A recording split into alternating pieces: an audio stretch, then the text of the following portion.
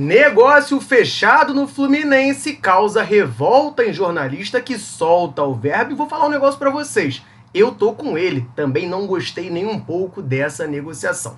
Falaremos do jogo de amanhã contra o Vasco da Gama. O Tricolor já desembarcou lá em Brasília, tem uma novidade e tem um desfalque muito importante. Além disso, o Flu receberá porcentagem de venda de ex-tricolor que foi negociado com o futebol do exterior. Isso e muito mais você vai conferir nesse vídeo aqui. Então desde já convido você a deixar o seu like, se inscrever no canal, ativar o sininho para não perder nada. Depois da vinheta vamos falar muito do Flusão. Negócio fechado no Fluminense causa revolta em jornalista. Ele soltou o verbo em rede social e, como eu disse na introdução, eu tô fechado com ele. Eu também não gostei dessa negociação. Mas vamos por partes aqui. Primeiro, que negociação é essa? O GE publicou no começo dessa tarde que o Fluminense acertou definitivamente a venda de Cauã Elias para o Shakhtar Donetsk. A gente já tinha comentado aqui, essa informação saiu, agora é a confirmação de negócio sacramentado. O valor dessa transação vai ser de 17 milhões de euros fixos, mais 2 milhões de euros em bônus, totalizando ali cerca de 113 milhões de reais por 90% dos direitos econômicos do atacante. O Fluminense vai seguir com 10% dos direitos do jogador em caso do clube ucraniano fazer uma nova venda do Cauã Elias. Ele vai viajar nessa terça-feira, hoje ainda, tá? Para realizar os exames médicos e assinar o seu contrato com o novo clube. Eu comentei aqui, né, dei minha visão, disse que não concordava com essa negociação. Eu acho que o Cauã fez, né, em 2024, uma temporada muito boa para alguém que tem 18 anos, tá no seu primeiro ano como profissional. E aí, quem concorda comigo, né, aparentemente, porque soltou o verbo aqui, deu uma declaração mais ou menos nessa mesma linha que eu soltei, é o jornalista Fred Caldeira, da TNT Esportes. Ele dá conta de que o Cauã Elias foi bem mais importante do que deveria para tão pouca idade e acabou sendo essencial na luta contra o rebaixamento. Tem margem grande para evolução.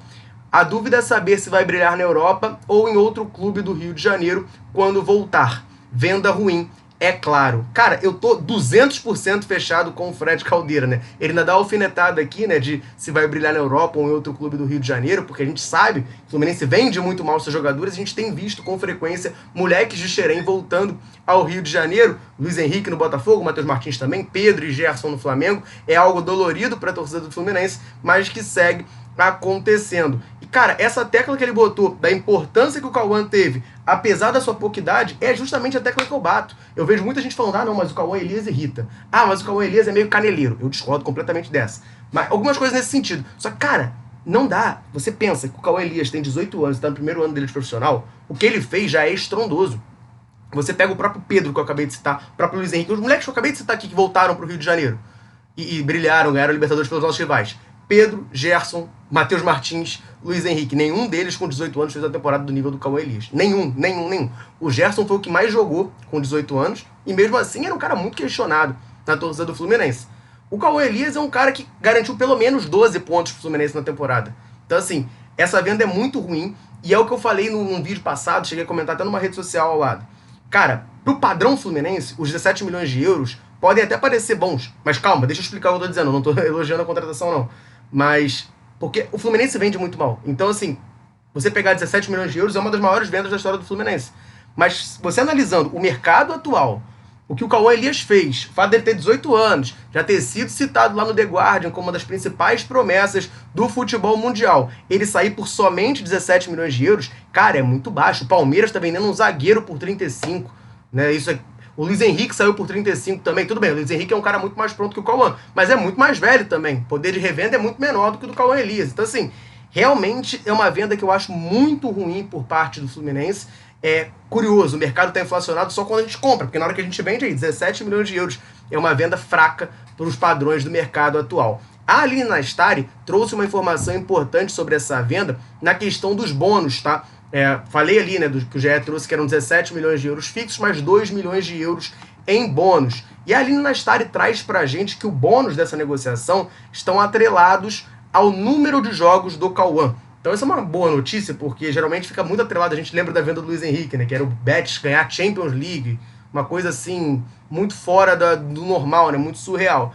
Como a meta é de participação em jogos, entrar em campo, isso é muito plausível, é só o Cauã Elias fazer a parte dele, conseguir jogar lá no Shakhtar, ter o seu destaque, que o Fluminense vai ganhar esses bônus aí de 2 milhões de euros, mas eu tô fechado com o Fred Caldeira, tá? Acho a venda muito ruim por parte do Fluminense. Quero que você, tricolor ligado aqui na Central, comente aqui embaixo a sua opinião. Você também achou essa venda horrorosa? Então comenta aqui pra gente trocar aquela ideia. Quero falar agora de um levantamento muito interessante feito pelo portal torcedores.com sobre os jogadores e clubes do futebol brasileiro e os seus desempenhos lá no exterior. A gente vai falar sobre isso, só deixa eu rapidinho aproveitar para dar uma moral para a galera tricolor sempre ligada aqui na Central, sempre nos dando aquela moral. Todo vídeo eu convido você que está ligadinho aqui no canal a comentar aqui embaixo, falar o seu nome e de onde você nos assiste. A gente gosta muito de saber até onde nesse mundo gigantesco a Central alcança. Galera, chega junto, comenta. Sempre que a gente pode, a gente vem aqui e manda aquele abraço. Nesse vídeo eu vou mandar um abraço pro André Nunes, de Barra de São João, pro Vander Lúcio, de Governador Valadares, em Minas Gerais, ao Sidney, lá de Blumenau, Santa Catarina, Paulo Leão, aqui do Rio de Janeiro, Adriano, de Vila Velha, no Espírito Santo, pro Pedro, de Goiânia, e pro Alex Cerqueira, de Jacarepaguá. Um abração pra galera tricolor ligadinha aqui na Central, convite mais do que reforçado. É que a gente mande um abraço, um salve, cite o seu nome aqui em algum vídeo, comenta aqui embaixo, põe o seu nome e de onde você está nos assistindo. Combinado? Vamos falar dessa informação, esse levantamento muito interessante, porque o torcedores.com foi fazer um levantamento dos jogadores em atividade no Brasil que possuem mais títulos na Europa. Claro, naturalmente esse levantamento foi motivado pela volta de Neymar ao futebol brasileiro, chegou lá no Santos rodeado de muitas expectativas. Mas enquanto alguns podem pensar que o Neymar seria o jogador do futebol brasileiro com o melhor desempenho da Europa,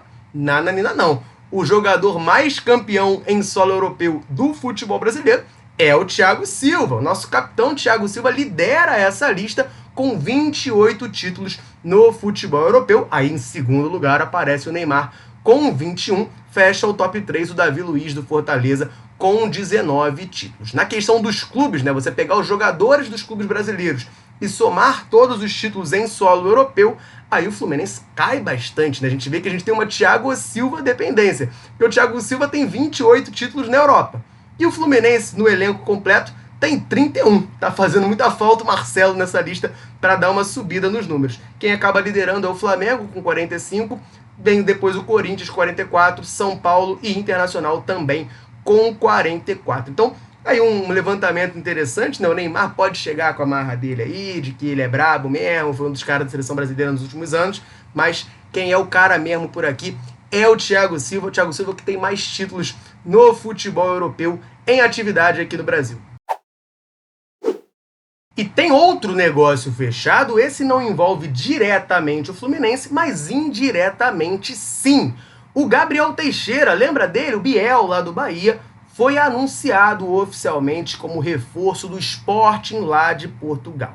Essa negociação girou ali em torno de 48 milhões de reais e vale lembrar, a Netflix trouxe isso, relembrou isso pra gente, que quando o Gabriel Teixeira foi negociado pelo Fluminense com o Bahia, havia uma porcentagem de mais-valia na negociação. Essa porcentagem não foi revelada, para daí a gente fazer o cálculo de quanto que o Fluminense iria ganhar, né? Vai ganhar com essa negociação. Vale lembrar, né? A mais-valia nada mais é do que o valor da venda do clube atual dele, menos o valor que o clube comprou. Ou seja, o Bahia comprou o Gabriel Teixeira por cerca de 10 milhões de reais, vendeu agora por 48 milhões de reais, a diferença ali é de 38 milhões. Então, o lucro que o Bahia fez com o jogador foi de 38 milhões de reais. Suponhamos que o Fluminense tenha 10% da mais-valia. O Fluminense vai ganhar, então, 3,8 milhões de reais, que é 10% de 38 milhões. Esse, claro, é um exemplo, porque a gente não sabe essa porcentagem, mas o Gabriel Teixeira se transferiu, então o Fluminense ganha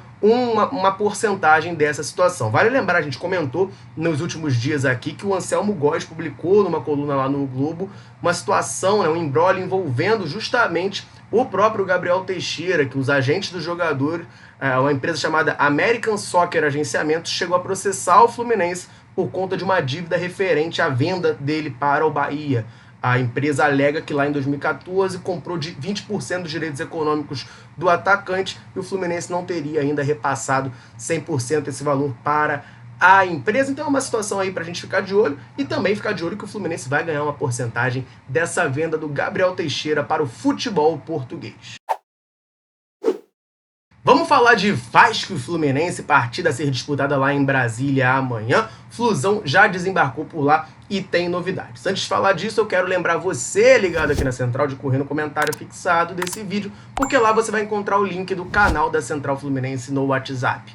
E nesse canal você fica por dentro de tudo o que acontece com o Flusão na palma da sua mão, diretamente no seu celular. Para fazer parte é muito fácil, é muito simples. Basta correr no comentário fixado desse vídeo, lá vai ter o link. Você vai clicar nesse link, vai abrir automaticamente no seu WhatsApp o canal da Central, e aí você apertar o botão seguir e de maneira automática, 100% gratuita, vai começar a receber tudo que acontece com o Flusão diretamente no seu WhatsApp. Combinado? Tô te esperando por lá. Vamos falar dessa partida de amanhã, porque o jornalista Gabriel Amaral, do canal Raiz Tricolor e também do Jornada 1902, está lá em Brasília para fazer a cobertura da partida e acompanhou o desembarque do Fluminense por lá. E aí ele trouxe duas informações importantes sobre a relação de jogadores que viajaram para essa partida.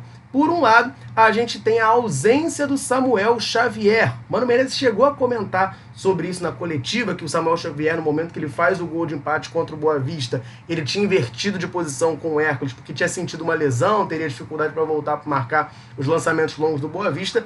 Foi jogar mais pro meio porque estava machucado e o Fluminense não tinha o limite de substituições mais, né? Já tinha excedido. Samuel Xavier, portanto, não viaja para esse jogo por conta desse problema físico que está sendo preservado. O Fluminense ainda não deu maiores detalhes sobre a situação do jogador, se é de fato uma lesão, se é uma precaução, o que de fato está acontecendo com o jogador, mas fato é que ele não foi para o Distrito Federal para esse jogo.